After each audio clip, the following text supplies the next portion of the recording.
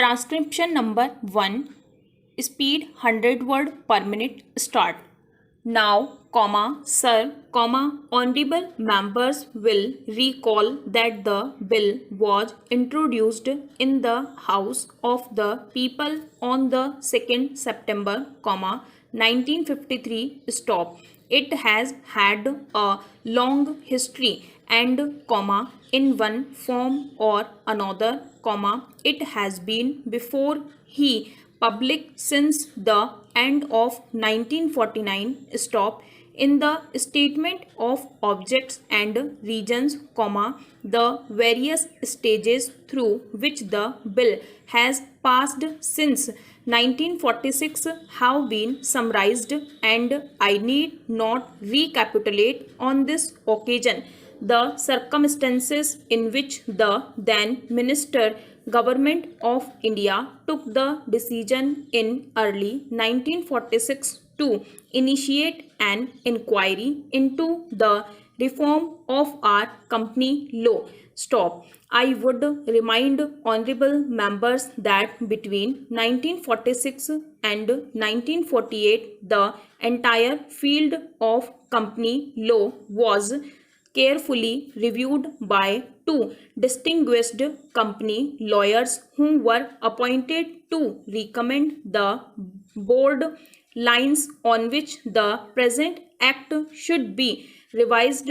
Stop. Their recommendations were examined in the then Ministry of Commerce, and certain tentative departmental views which emerged were circulated in the comprehensive memorandum to all recognized trade and industrial associations, bar associations, the high courts and the state governments. Stop. That brought us to the end of 1949. Stop. Para. Many representations on this memorandum were duly received from chambers of commerce, trade and industrial associations, state governments and the general public. Stop. At the end of 1950, the Government of India appointed a committee under the chairmanship of Shri Bahaba to go into the entire question of the revision of the Companies Act, with particular reference to its bearing on the development of trade and industry in this country. Stop. Para. This committee examined a large number of witnesses in many parts of the country and submitted its report in March 1952. Stop. This report again was circulated to all state governments. Stop. Chambers of commerce, trade associations, high courts and many other bodies. Stop. At the same time, a special officer was appointed in the departmental of Economic Affairs, Ministry of Finance, to examine the report, in the light of the view received from the interest public and to submit proposals to government for the revision of the present act. Stop. The bill now before the House is based largely on the recommendations of the Company Law Committee, modified in a few particulars. Stop. Para.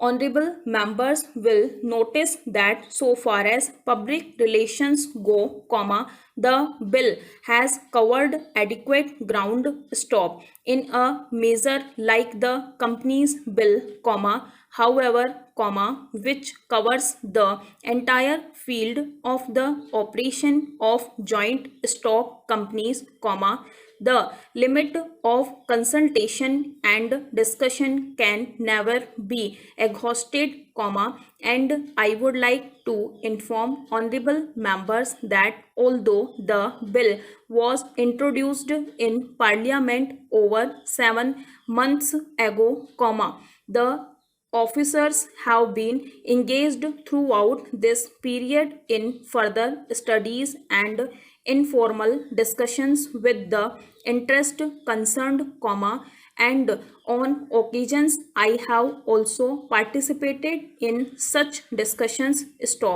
I have also given some further thought of some of the issues arising out of the bill, and I propose at the appreciate stage to bring before the select committee any changes in the provisions of the bill which seem to me to be worthy of consideration in the light of this further examination. No honorable members will have noticed that the bill contains 6 clauses and 12 schedules. I think it is probably one of the longest legislative measures in recent legislative history. But its size might be regarded as misleading unless I make a few comments. The bill is both, one must remember, a consolidating and amending measure. As mentioned in the statement of objects and regions, this is the first opportunity which has occurred since 1923 for the consolidation of the Companies Act. Advantage has long been taken of this opportunity to redraft several long and complicated sections in the present act, which have been split up into a large number of clauses. This is the largest single factor accountable for the increase in the number of clauses in the bill. New clauses embodying substantial changes in the present law would hardly constitute more than a small fraction of the bill. Para. I would also draw attention to the structural changes in the bill to which a reference has been made in the statement of objects and regions. The redraft of the bill and the rearrangement of the existing chapters in the Companies Act in a more logical order have, I think, resulted in a noticeable improvement in the form of the bill, and I hope will facilitate better understanding and appreciation of the scheme. I wish that the act, which came into effect long ago, was implemented properly. I know that the minister here is very earnest in implementing it, but unfortunately his colleagues at the state level are disappointing him.